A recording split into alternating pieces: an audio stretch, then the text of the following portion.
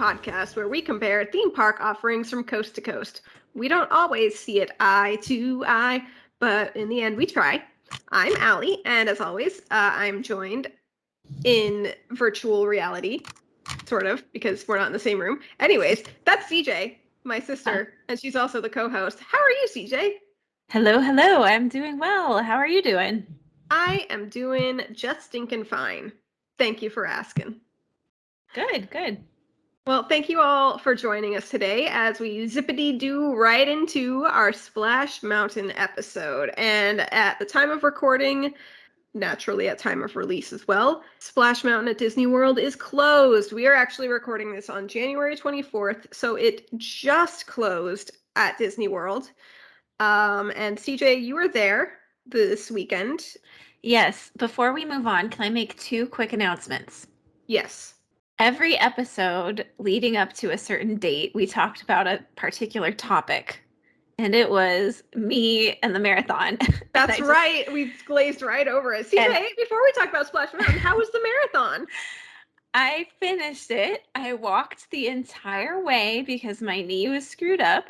So it was 7 hours of straight power walking. The balloon ladies were on our tail the entire time. And I say our tail because I made friends with these two other ladies in the corral and we stuck together the entire 7 hours, like keeping each other in check, chatting the entire time. Every mile marker, we checked our pace. We sang songs. We took pictures together. It was a good time. So, if you listeners want to read my full race report, you can go to my website, theweeklymouse.com. There's a little Run Disney section, and you can read my marathon race recap. But I did finish, so if you were curious, I made it. Where's that race bling? Is it in this room? It is downstairs. I haven't brought it upstairs yet. I look at it every day when I go downstairs. Okay, well, I think we're going to record our next episode like this week or next week. So make sure that you have your race bling ready and available to show it off because you worked hard for that medal. You earned it. You should show it off. Yes, it's true. And announcement number 2, unrelated to the marathon, but related to this podcast. Apple listeners, welcome. We are finally on Apple Podcasts. You guys have no idea the trials and tribulations. Yes, you have no idea the trials and tribulations it took me to get this dang podcast on stupid Apple Podcasts. Apple, don't ban me for saying that.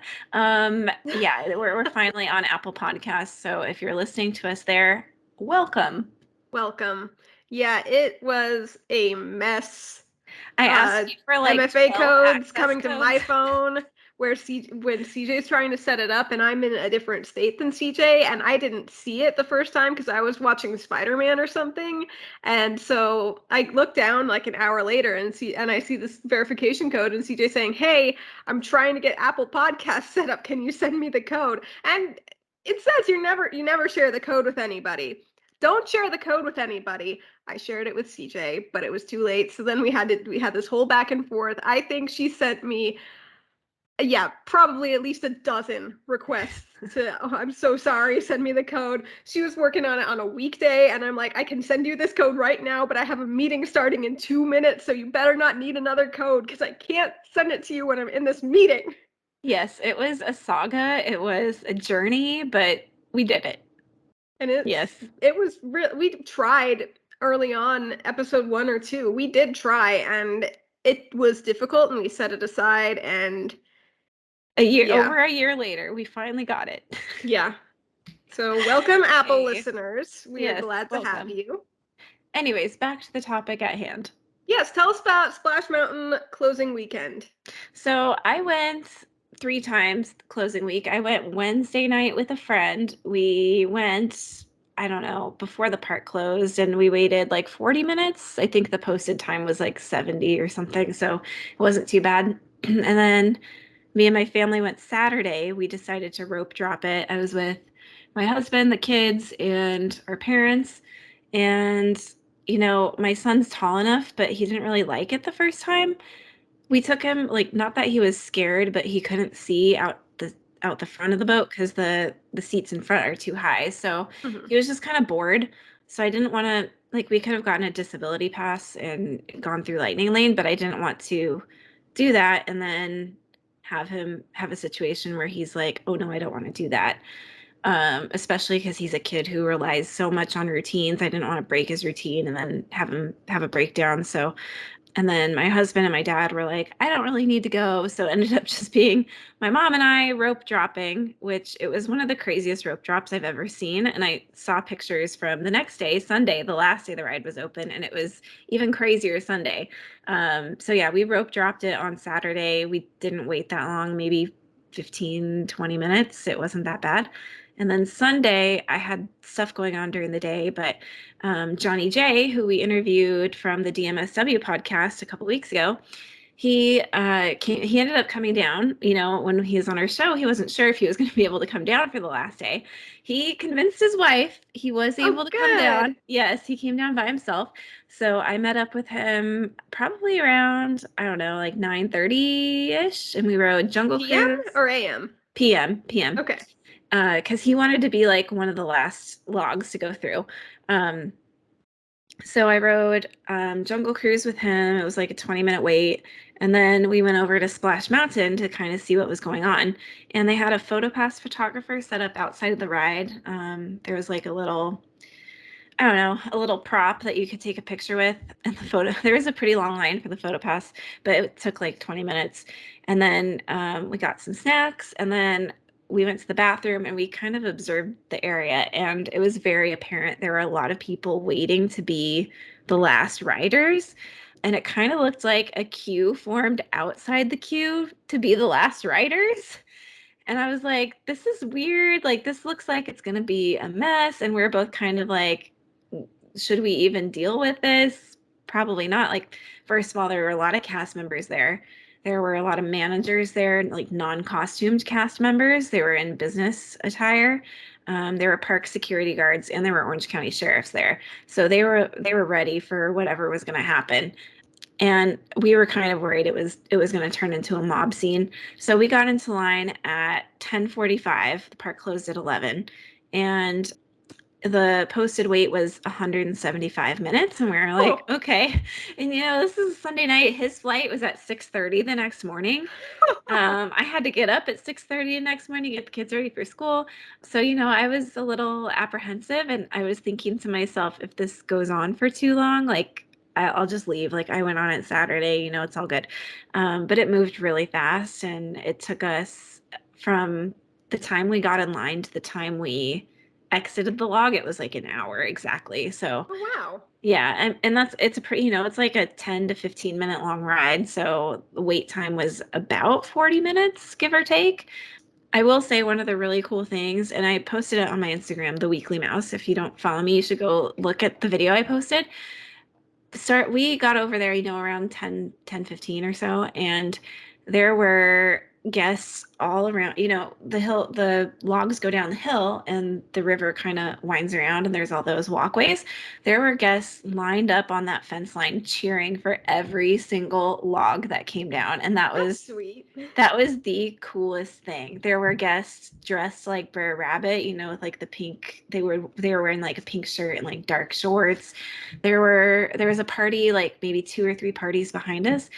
One of them had a Brer Rabbit stuffed animal, a Brer Fox, Brer Bear, like different critters from the ride. People were taking a ton of pictures. It was crazy. Wow. It was very cool. And I saw on the internet that the last logs were full of Splash Mountain cast members. Which is totally appropriate. Yes. That's awesome. Yeah, I'm really glad Disney did that because everyone wants to be the last person. Like, get over it. You are not the main character. Let's honor the people who operated this ride today for you. Yeah. We saw the last lightning lane people go through, and it was like a mom and a son. The son looked like maybe late teens, and the son appeared to have some sort of like intellectual disability or something. I'm not 100% sure, but he was dressed like Brer Rabbit, carrying Brer Rabbit, and he was trying to get the people in front of them to go in the log with them. He's like, "Come on, guys, let's go in the log together!" And he was like so excited, and that was really cool. And they had a manager like escorting them to make sure nobody from standby went over to Lightning Lane. But the other thing that happened that I've never seen before was they were trying to keep the line moving because the line extended so far out the entrance. I bet. And people kept stopping to take pictures. There's that Yeah. point where the queue goes inside and you see the sign that says Splash Mountain. Everybody wanted a picture with that. So they had cast members walking the queue saying, like, you need to keep moving, fill in all available space. And once the park closed and Lightning Lane was done, like, it pretty much just kept moving. So cast members walking the queue, telling people to move. When you stop to take a picture with the sign, they told people, like, just keep walking past them. If they stop, they forfeit their spot. Like, just keep going. And then they had cast members all along the outside of the queue to make sure nobody jumped in after the Right. ride, after the park closed. And when we got off the ride, you walk right by the entrance again, and cast members and security basically formed like a circle around the entrance of the queue so nobody could get back in. So yeah, it was a very interesting night. It was very joyous, but also very bittersweet. It sounds like Disney had a plan, they implemented the plan, and the plan was successful. I mean, to an extent, yes, but I also saw, I was there Saturday for rope drop, and I saw the images from Sunday's rope drop, and that looked like an absolute mess. And you kind of think maybe they should have done Lightning Lane or like a virtual queue for this, at least for the first half of the day. I don't know. I think they could have handled it differently. I know Saturday I saw, was it Saturday? No, Sunday. I'm sorry, Sunday, the last day. You can book Lightning Lane on Genie Plus. That Splash Mountain sold out within 3 minutes of it being available. So, yeah, I mean, it was just like, it was nuts. It was nuts. Yeah. Well, let's talk about Splash Mountain at Disneyland and at Magic Kingdom. So I'll go ahead. My favorite thing about Splash Mountain at Disneyland, if you know, you know, bear butt. Yeah, bare butt. For Magic Kingdom, I really like the use of animatronics. I think it's really, really well done, especially given, the time that it came from. I think the Yeah. animatronics are great. Yeah. For me, at Disneyland, I like after you go down the big drop, you kind of go through a tunnel for a little bit before you fully slow down. I like that part because the water kind of ricochets off that tunnel and gets you even more wet. That's a really specific thing. And then at Magic Kingdom, I like the queue area before you go inside as well as the exit queue. I think it's really unique and it kind of feels like when I was describing it, I almost described it as a garden because that's kind of what it feels like. It Okay. just, I don't know, like the Disneyland one feels a little more open, whereas the Magic Kingdom one feels a little more intimate. I think they get to do a good job with world building back there.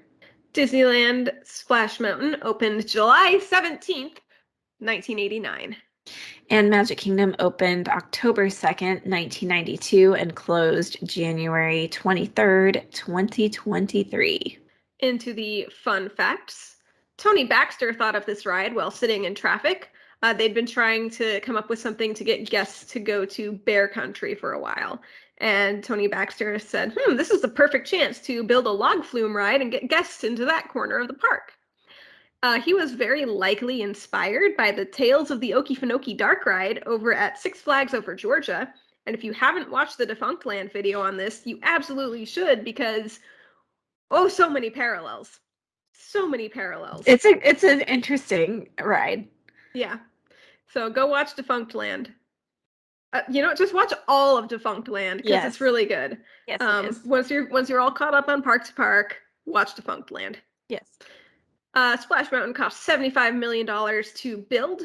Construction started in April of 1987. It was originally called Zippity Doo Dah River Run, but Michael Eisner wanted to promote the new movie Splash, so it was renamed Splash Mountain. It has nothing to do with the movie Splash. They just wanted to use the word, I guess. Michael Eisner, everybody. The 1989 film Ernest Goes to Splash Mountain was released to promote the ride. CJ, have you ever seen this? Yes, it's been a long time since I've watched it, and I just watched some clips of it as you were finishing up your notes. It's very, very amusing, and everybody should go watch it along with the Splash Mountain rap video. So I know the Splash Mountain rap is available on YouTube. Is Ernest Goes to Splash Mountain also on YouTube? Yes, it's like 20 to 25 minutes long. It's not very long. The premise is like Ernest, they refer to him as a splastronaut. Okay. Yeah, and he talks about like one small step for man, one leapfrog for Ernest or something like that. And they have like there's like a news desk, it's like Splash News or something like that, and they send news reporters to Splash Mountain with Ernest and they check in with him on the ride and he like goes down one of the hills and he's terrified and he's got an oxygen mask on the ride. It's very funny. It's very, very funny. You should definitely watch it. The opening of the ride was delayed, not because people were terrified of Ernest, but because the guests got too wet in tests of the ride. The big drop is 52.5 feet and is just over 40 miles an hour. The snoring Brer Bear that you hear on the ride is one of the oldest recorded sounds in the park, and it was once on the Mule Train I attraction. hope I hope they keep that when they change it over to Tiana's Bayou Adventure because I feel like that would be a sad thing to lose to history. I feel like they could probably incorporate it with Lewis the alligator. Maybe. I don't know. I feel like he's the only character in The Princess and the Frog that is large enough to make that sound. Yeah, or maybe they'll do like some sort of Easter egg where there's like a bear cave that you go by or something. I don't know. There are over 100 audio animatronics on the ride, many of which came from America Sings, which was open from 1974 to 1988. One of the largest animated props ever built, the Zippity Lady riverboat at the end is 50 feet wide by 30 feet high. And just for a point of comparison, the Zippity Lady Riverboat at Magic Kingdom is 36 by 22. So the Disneyland one is a lot bigger. Which is different than what we're used to saying. Yes. Yes, it is. Everything's typically bigger in Florida, but Yes. not the Zippity Lady. Brer Rabbit is voiced by Jess Harnell. Brer Fox is voiced by J.D. Hall. And Brer Bear is voiced by Nick Stewart, who was an original voice actor in Song of the South. Last fun fact, this ride contains 950,000 gallons of water. So at Magic Kingdom, so many of the fun facts are the same because the ride is very similar. The drop is the same height, 52.5 feet, same speed, just over 40 miles per hour, same ride time basically. There's more than 70 audio animatronics, and Brer Rabbit and Brer Fox are voiced by Jess Harnell. Brer Fox has a different voice actor at Disneyland. And Nick Stewart also voices Brer Bear at the Magic Kingdom version. Now, the Magic Kingdom version of this ride has a really crazy opening ceremony, and you guys should go watch it on YouTube. It features dancers, scarecrows, dancing flowers, characters, the mayor of Frontierland, and a whole bunch of children and a very large audience. Basically, the premise of the opening ceremony is Splash Mountain had no water. So Brer Bear had to go like climb up the side of the mountain. And the video cuts to Brer Bear standing on a ledge on the side of the mountain next to a log. And he's got this like giant wrench and he's like, yeah, I found the water in his little Brer Bear voice. And he uses that to get water to come out. And then all of a sudden, fireworks come out of the top of the flume as water starts pouring down. And they start singing a rendition of Zippity Doo Dah. And then a log comes out of the mountain as soon as the fireworks are done, because the fireworks are literally where the flume is, with Brer Bear riding in that log. And then 5 hot air balloons emerged from the backside of Splash Mountain. One of them is shaped like Mickey Mouse. Yes. And then more fireworks go off from behind the mountain as they sing the finale song of Zippity Doo Dah. And I'm just wondering, like, what was the budget for this show? Like, this is insane. So you should definitely go watch it. And I also wonder what happened to the like fireworks launching mechanisms that were at least back there at one time. Temporarily installed. The other Yeah. thing with this video that I watched about half of it, if you didn't know this ride opened in the early 90s, you do after watching this video. Yes, you do. Yes, you do. It's an interesting one. So there's 3 Splash Mountain videos you need to watch. The Splash Mountain Rap, Ernest goes to Splash Mountain and the Splash Mountain opening ceremony for Magic Kingdom. They are national treasures. At Disneyland, you can find Splash Mountain in Critter Country. It's in the back corner near the Hungry Bear restaurant, Pooh Corner, and the Winnie the Pooh attraction. And in Magic Kingdom, it's in Frontierland in the back corner, just past the Frontierland station and Big Thunder. The queue at Disneyland, you enter a barn or farmhouse type of structure. There are signs throughout the queue that tell the story of Splash Mountain, basically, laughing place, etc. You end up in a cave-like area that is outdoors but covered, and you basically get down to the loading area from there. It's not super interesting to look at, honestly. It's wood and then stone. I like it. I mean, it's fine. There's nothing wrong with it. It's just not super interesting. Well, what I think I'll explain the Magic Kingdom version and I'll tell you why I like it because it's very similar. So at Magic Kingdom, the queue starts outdoors underneath the train tracks and it kind of winds through these loopy switchbacks. They're not just like straight back and forth. And I think that the fact that they're loopy switchbacks, I think that's important because it's in Frontierland and Frontierland is kind of like the Wild West and it doesn't necessarily make sense, you know? It's Okay. it's not like straightforward like 90-degree turns are. Anyways, I think it's part of the storytelling. So there's a lot of like rustic looking buildings and trees and all that stuff. And then you head into a barn kind of thing, very similar to at Disneyland. And there's all these old antiques in there. There's signs pointing out Burr, Bear, Fox, and Rabbit. And then you head upstairs. There's a little warning sign that says you may get wet with Burr Rabbit looking very excited. And then once you're inside, you kind of make this right turn where you head right past the train station. It's like right there. The train tracks are right there. So if the train is there, like making noise, it's very loud. On the left, you see Brer Frog. It looks like it's maybe his home, and then the boarding area on the right. And there's a little video up above telling you how to board and like what to expect on the ride. And then you get to the lightning lane and standby merge point, and you're assigned a row. And the boarding area looks like a frontier town. It's outside, but there's like buildings up above that look like a little town, I guess. But what I'm getting at, why I like the boarding area for Disneyland and Magic Kingdom is the boarding area seems kind of small and cramped. Mm-hmm. And the ride is a very big ride and a very long ride. And I think it's just an interesting contrast, I guess. I think about like the Pirates boarding area, and that's like a very big, dark, cavernous kind of thing. And this one feels very intimate, and it's like no indication of what's going to happen on the ride. I mean, obviously you can see from the outside, but this is a very big ride with a lot going on, and you're at this very small boarding area, and I think it just leads people to be surprised when they get inside. Music. There's Critter Country area music, including the Laughing Place song, instrumental, and other instrumental music that I could not identify based on the YouTube video that I watched. It also had a lady going, "Boo," only much nicer than I can sing. Like a guest? No, like this was part of the recording, the music playing. Oh, really? Yeah. That's interesting.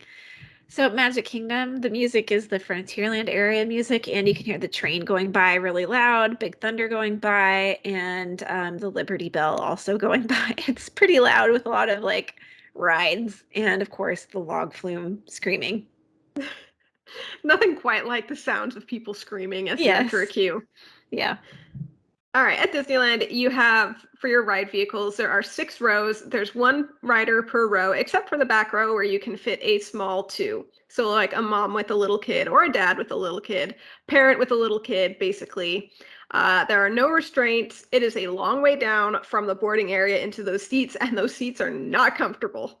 Oh, yeah, they're not. You kind of straddle it with like a Yeah, very narrow back and yeah, no headrest unless you're really short. yeah. Yeah. Magic Kingdom has 4 rows of seats, and there's 2 or a very small 3 per row, and they added lap bars in 2011.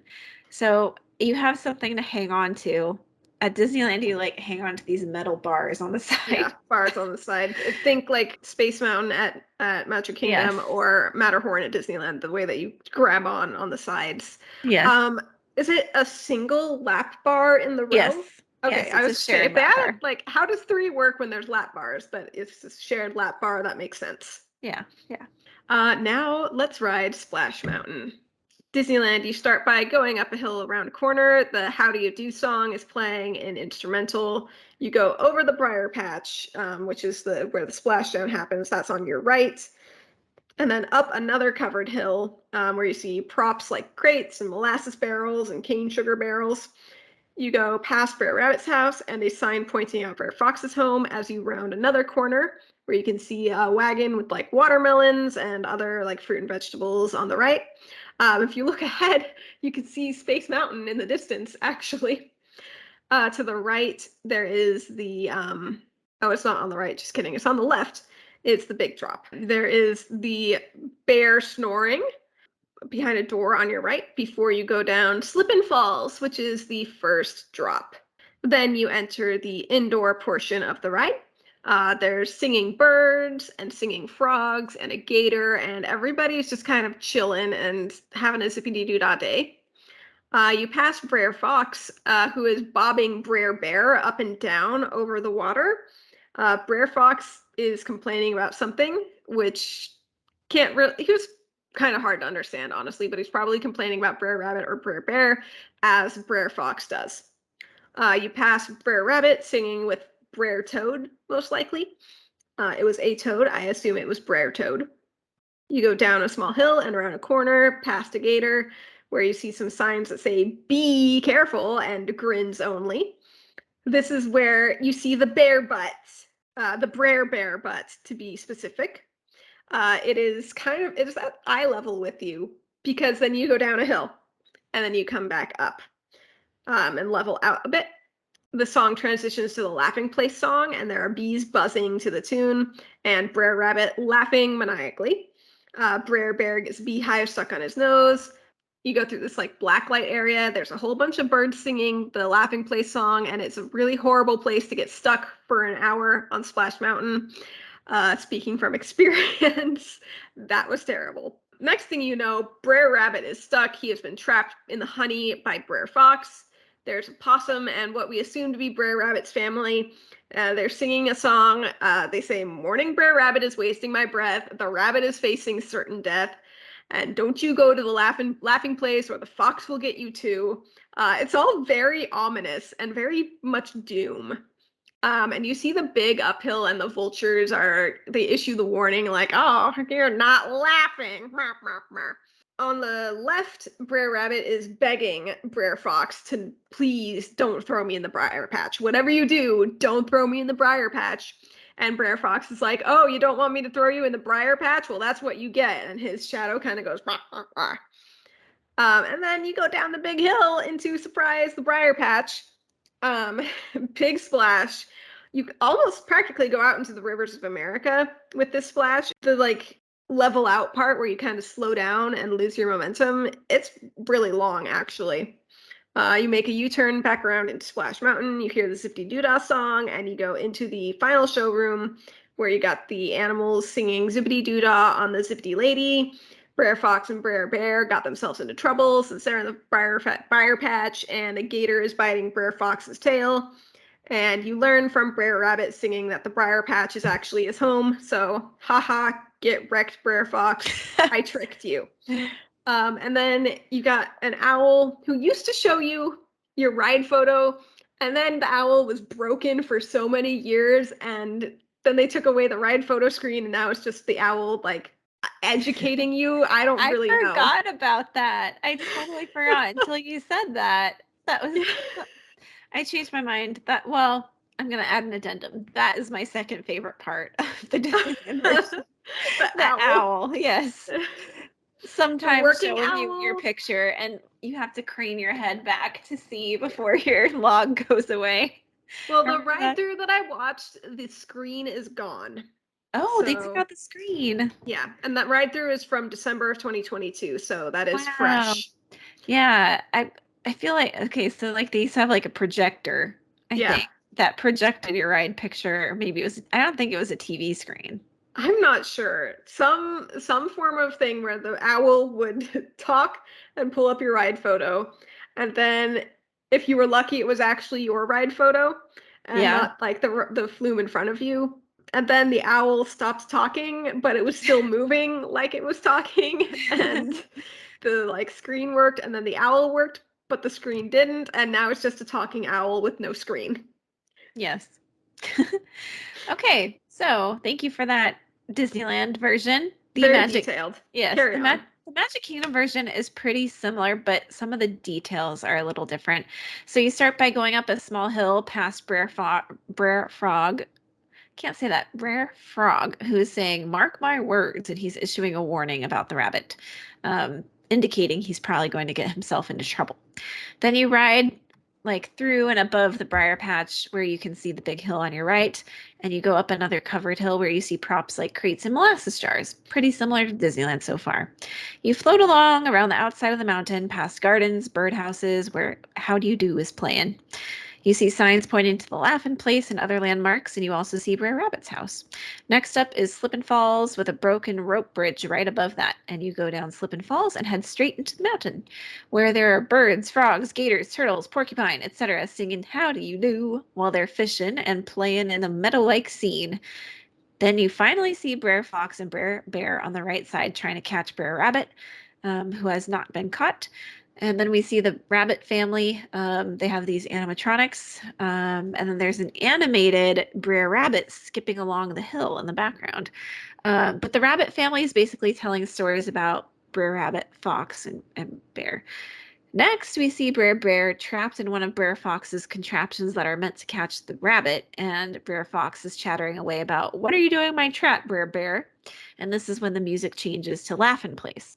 We see some more animal houses, like for the skunks and the roadrunner, and then we get to the first indoor hill where Brer Rabbit is up atop of the lift hill laughing because he has once again outsmarted the fox and the bear on the left.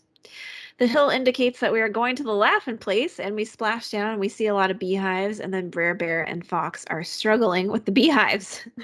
We go down another hill, and it appears we have arrived at the laughing Place where there are jumping fountains and more animals singing like turtles and frogs.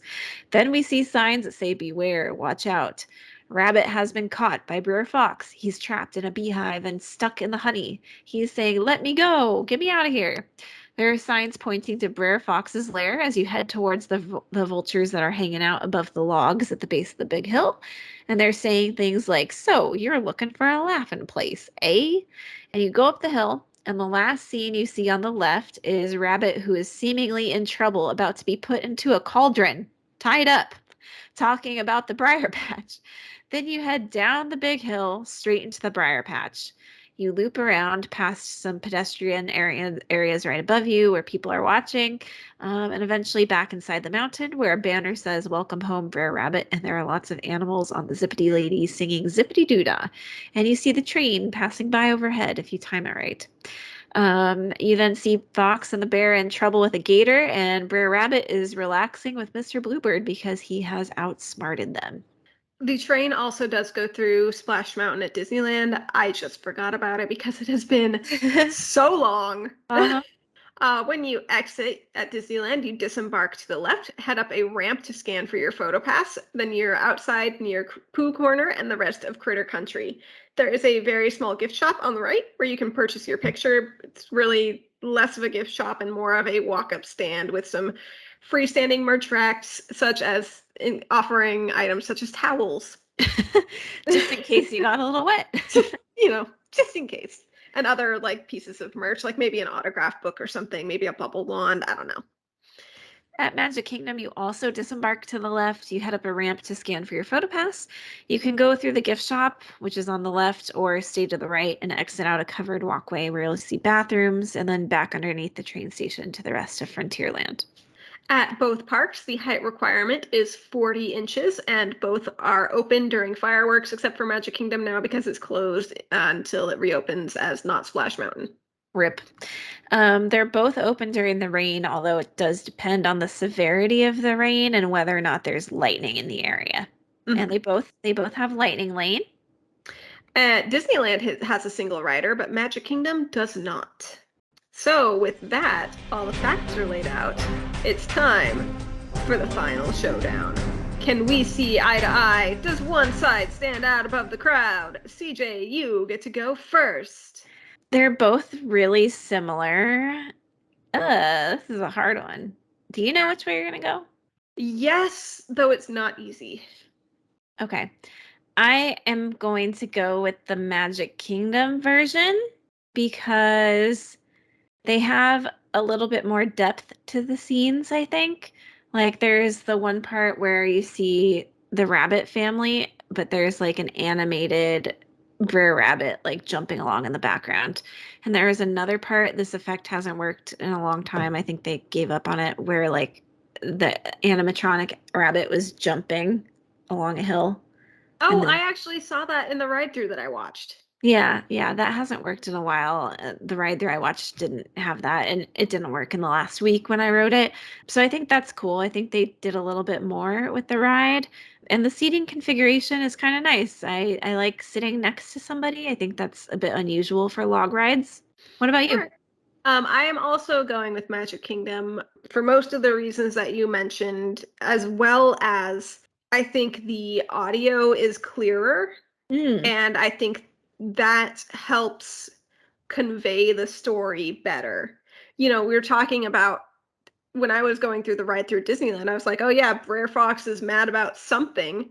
And then you got to that part in your ride through and you're like, Brer Fox is mad because Brer Bear got caught in his rabbit trap. I'm like, that's what he's on about. That makes sense. Like I get it now. I think the story is a lot more fleshed out in the ride itself at Magic Kingdom, mm, whereas at Disneyland there's a lot more ambiguity. I do, as uncomfortable as they are, I do prefer the logs at Disneyland because it's a more classic feel for a log flume ride, although they are uncomfortable as all get out. yeah, and actually, I think the Disneyland one is scarier because of the way that you're seating. Oh, it's And terrifying. Like yeah, as a small child, I don't do the drop rides. Like there is nobody that I can hold their hand on that part. yeah, Like mom would always sit in the seat behind me and she would like come up and grab me and hold me by the chest because she knew I was terrified and she yeah, knew I wanted somebody to like hold on to me. Thanks, mom. yeah. Appreciate that. Yeah, like there's no one that you can like cling to. It's Yeah. terrifying. Yeah, and my son is tall for both of them. I would take him on the Magic Kingdom version. I would not take him on the Disneyland version because I Yeah. can't like keep an eye on him that Yeah. way. But that being said, if you're looking for a thrill, I think you'll find it more at Disneyland, even though the Yes. drops are the same height. I just think it feels more thrilling. And watching the ride throughs one right after the other, I know they only opened 3 years apart, and I feel like it has to do with the animatronics, but the Magic Kingdom one just felt a lot fresher and a lot newer. And I Yeah. I think I do think that is actually all on the animatronics Yeah. because, those were all reused from the 70s at Disneyland versus Magic Kingdom, they got new animatronics in the 90s. Like Yeah. Yeah. it just feels so And much it's fresher. It's so funny because the last few years, like maintenance has really dropped off at Magic Kingdom, and like a lot of the animatronics are broken or missing, and it just feels sad. But I feel like the scenes themselves have a little bit more physical depth to them at Magic Kingdom. Yes, Yeah, they definitely do. yeah. Now the replacement, I'm still a little confused about what the storyline is. I've heard things about like a salt mine, and I'm like, what? That's Yeah, what that's I've what I've heard as well, where it's like Tiana needs an ingredient and has to go on this mission to get an ingredient for her restaurant. And I'm like, that okay, I guess, but yeah. for me, like I think they could do something really great with a light retelling of the movie because how long has it been since you've seen Princess and the Frog? Probably since it was in theaters, honestly. So there's the Dr. Facilier song when they're doing the like boom boom boom boom boom boom boom. Are you ready? Like I can just hear that when you're going up the hill. Yeah. Like if they don't use that, they're doing something wrong. Yeah. See, I'm going to preface this whole conversation with like I like the story of Brer Rabbit outsmarting Brer Fox and Brer Bear. I think that's like kind of a timeless story. I understand that it takes place in like a problematic setting, but I think the story of somebody outsmarting somebody who's supposed to be like bigger and badder than them, I think that's a story that a lot of people can relate to in some way. And I also think it's weird that Tiana is getting like a thrill ride. Like who is Tiana's target market? Like I look at, I mean, obviously Disney movies are for everybody, but when I think the princesses in general, I'm thinking little girls, and I'm like, okay, you have to wait until they're a certain age and not terrified of plummeting down a mountain where they hear people screaming. Like that can be scary for a lot of kids until they're Yeah. maybe past the princess phase.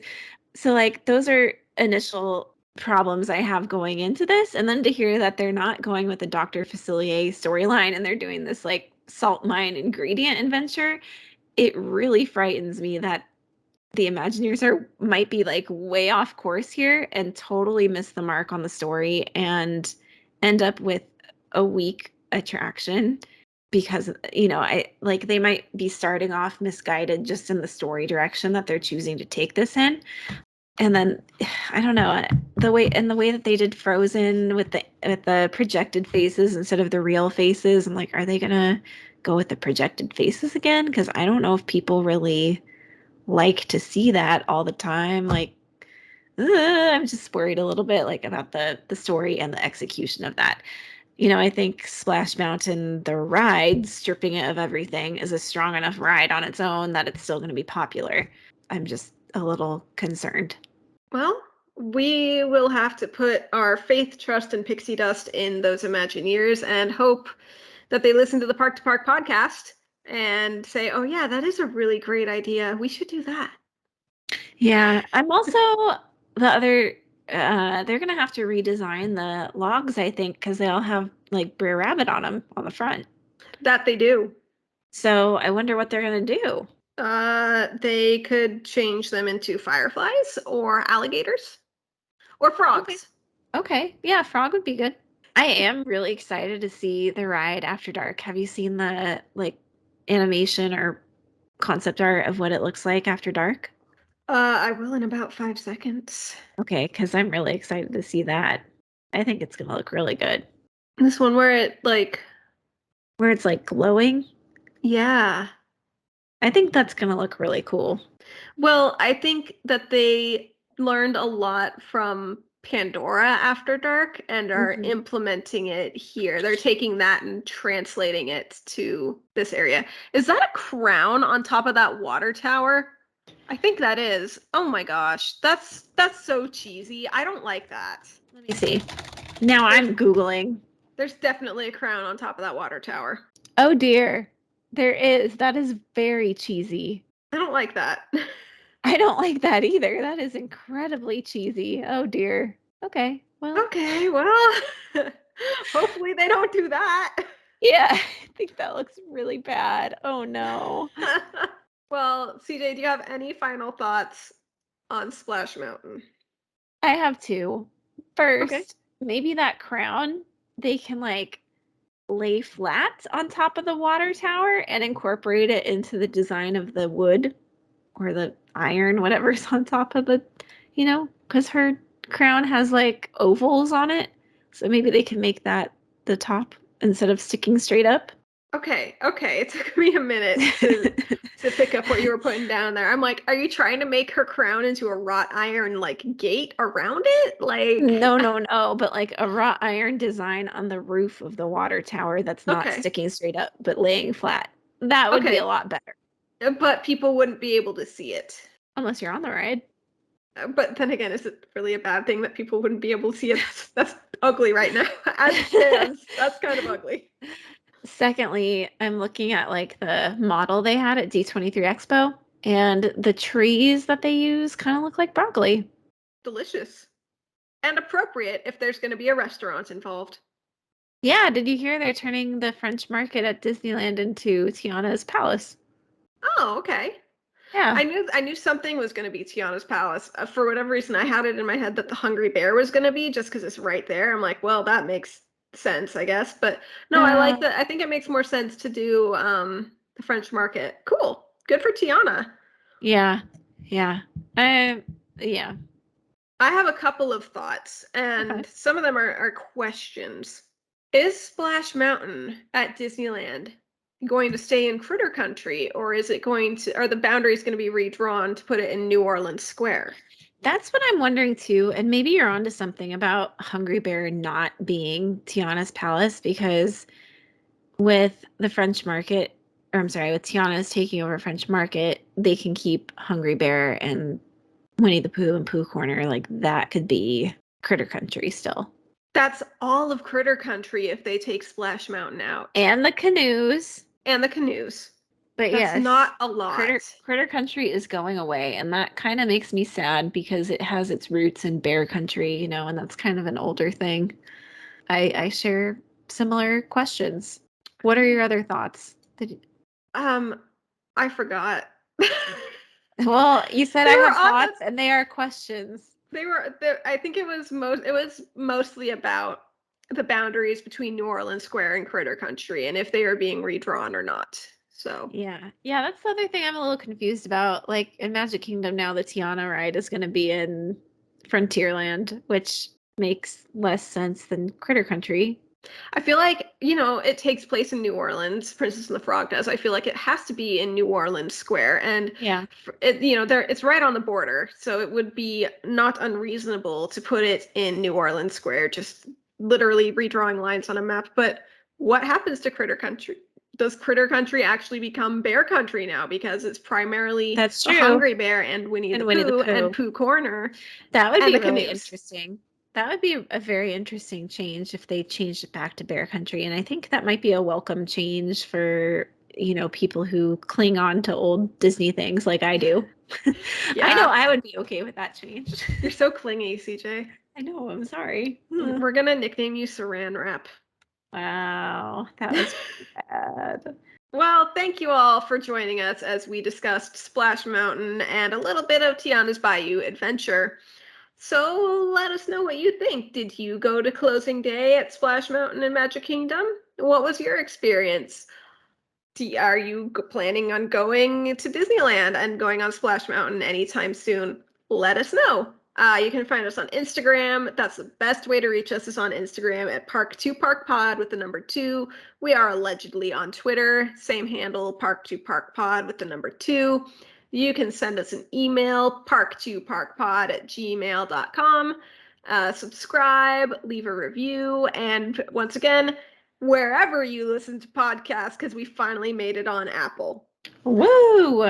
Yay! It's not a lie this time. Yay! And you can watch us on YouTube. Yeah, we are. Smash that subscribe button on YouTube, people. Give us a thumbs up on YouTube. Leave us a comment on YouTube. Yeah. Do your thing. Next episode, we will be talking about the family e-tickets. That's right, Gadgets Go Coaster, which I believe has a new name. We will find out in 3 days when it opens at Toontown. I'm sorry, Toontown does not open in 3 days. I lied. Toontown opens in March. I'm not sure. I was thinking of Mickey and Minnie's Runaway Railway, which opens in 3 days, and the 100th anniversary of the Walt Disney Company, which kicks off in 3 days. So anyways, but I will say Gadget's Coaster, I'm pretty sure has a new name. I'm just not recalling it off the top of my head.